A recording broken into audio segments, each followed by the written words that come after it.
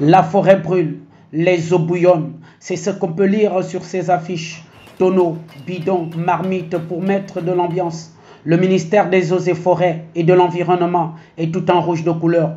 Le personnel que dirige le ministre Lee White est en grève générale illimitée pour le non-respect des engagements des plus hautes autorités. Notre point de presse aujourd'hui, c'était d'interpeller l'opinion nationale et internationale sur les dérives autoritaires de notre administration, en particulier des membres du gouvernement qui nous gèrent aujourd'hui, au sortir d'un protocole d'accord qui n'a jamais été appliqué. Chemin faisant, le 29 mars 2021, le ministre Lee White se permet de sortir une liste de 180 personnes sur radiation de salaire. Et nous disons non. Parce que quoi? Depuis le 2 septembre 2020, nous avons signé un protocole accord. Et à l'issue de ce protocole accord, aucun engagement pris par le gouvernement n'a jamais été respecté. Et c'est ce qui nous a amené à revenir sur la grève illimitée. Parce que lorsqu'on signe un protocole d'accord, les deux parties doivent s'accorder et chacun doit assumer ses responsabilités. Mais malheureusement, aucun acte fonctionnel n'a été respecté et c'est pourquoi les syndicats de l'administration des eaux et forêts ont décidé de retourner en grève.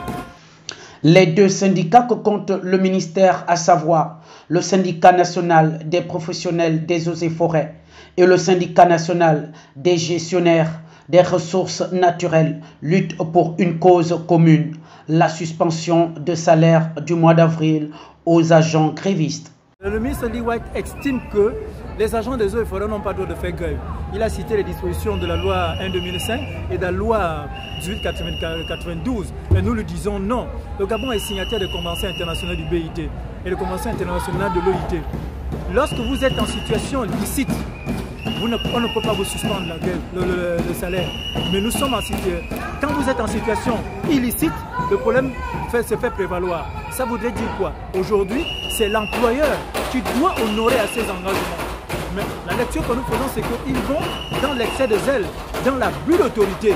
Et cet abus d'autorité, je me dis, bon, advienne que pourra. Face à la presse, les agents grévistes du ministère des Eaux et Forêts et de l'Environnement et les deux syndicats vont engager la procédure de dépôt d'une plainte contre le gouvernement en raison des privations illégales accusées et des multiples préjudices subis. Affaire à suivre.